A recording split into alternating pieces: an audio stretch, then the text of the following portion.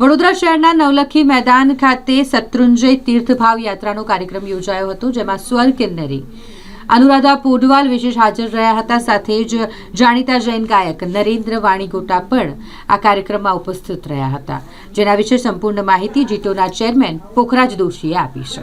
જૈનોના ચાતુર્માસ પૂર્ણ થાય પછી શત્રુંજય યાત્રા પુનઃ શરૂ થતી હોય છે, અને જે લોકો યાત્રા કરવા ન જઈ શકતા હોય તેઓ માટે જીટો દ્વારા જાણીતા સ્વર કિન્નરી અનુરાધા પોડવાલનો કાર્યક્રમ નવલખી મેદાનમાં 11મી નવેમ્બરે રાખવામાં આવ્યો હતો, જેમાં વડોદરાના જૈનો તથા સંગીત પ્રેમી ભક્તો મોટી સંખ્યામાં પધાર્યા હતા। જીટોના ચીફ સેક્રેટરી વિમલ બોકડિયાએ જણાવ્યું કે આજે અનુરાધા પોડવાલ તથા નરેન્દ્ર વાણીગોટાની જુગલબંધીએ લોકોને ભક્તિના તાલે જમાવી દીધા। સુરતથી હાર્દિકભાઈ ખાસ પધાર્યા હતા અને શત્રુંજય તીર્થની મહિમાની ગાથાના જુદા જુદા અનુભવો વર્ણવ્યા હતા। સ્વર કિન્નરી અનુરાધા પોડવાલે શરૂઆત નવકાર મંત્રની ધૂનથી કરી ભગવાન આદિનાથના જૂના ભક્તિ સભર સ્તવનોની રમઝટ બોલાવી અને ઋષભજી બોલાવે છે ગીતે બધાને ડોલાવી દીધા હતા। ત્યારબાદ લકી ડ્રોના વિજેતા ભાગ્યશાળીઓને ઇનામ વિતરણ કરવામાં આવ્યું, આ મંત્રી રક્ષેશ દોશીએ જણાવ્યું હતું।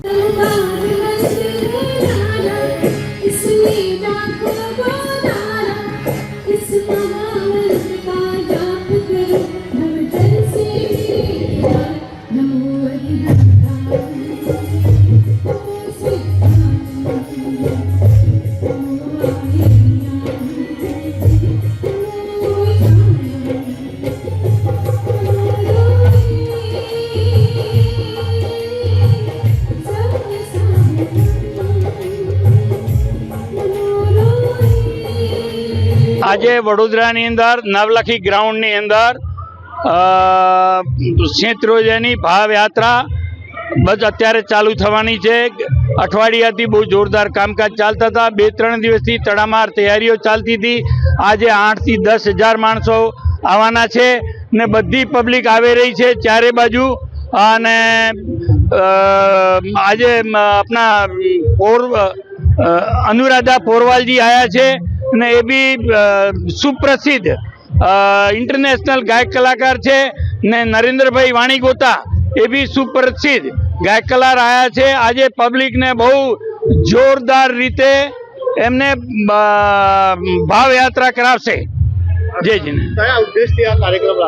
આ શત્રુંજયની ભાવયાત્રા જે માણસો ઉંમરવાળા હોય, જે પાલિતાણા ન જઈ શકતા હોય અને તો એમના માટેની આ ભાવયાત્રા છે। આજે ચોમાસા પછી જે પહાડ ઉપરની જે જાત્રા થાય છે, આ અહીંયા આગળ ભાવયાત્રા રાખી છે।